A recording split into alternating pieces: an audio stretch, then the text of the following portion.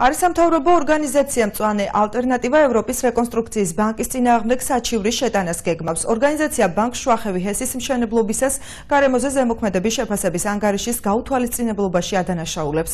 ორგანიზაციის წარმომადგენელი დავით ჭიპაშვილი აღნიშნავს, რომ შეთანხმების ინგლისური ვერსია ქართულისგან განსხვავებულია. მწვანე ალტერნატივის წარმომადგენლის ვარაუდით, დასკვნაში ბანკისგან დაფინანსების მიღების მიზნით უსაფრთხოების შესახებ ინფორმაციიდან მხოლოდ რამდენიმე წინადადება მოხდა. ქართულ ვერსიაში კი ეს ინფორმაცია საერთოდ არ ჩაიწერა. ინგლისურენოვან დოკუმენტში წერია, რომ გეზეშე შესწავლილია და საშიშროება არ არსებობს, თუმცა დასკვნის დოკუმენტი არსად ჩანს. როგორია ევროკავშირის ენერგეტიკული პოლიტიკა და რა გამოწვევების წინაშე დადგა საქართველოს ასოცირებაზე ხელმოწერის შემდეგ. თემა დღევანდელი შეხვედრის მთავარი განხილვის საგანი იყო. როგორი მოთხოვნებია განვითარებულ ქვეყნებში ჰიდროელექტროსადგურების მშენებლობისთვის.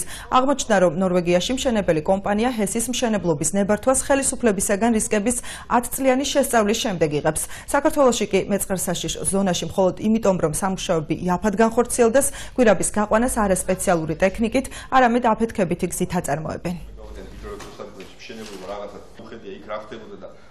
შუახევი ჰესის შემთხვევაში გაიცა ნებართვა ისე, რომ გეოლოგიური საკითხები, დეტალური გეოლოგიური შესწავლა არ განხორციელებულა. ისევე როგორც არ შესწავლილი არც რისკების მართვის საკითხები და ასე შემდეგ და ასე შემდეგ.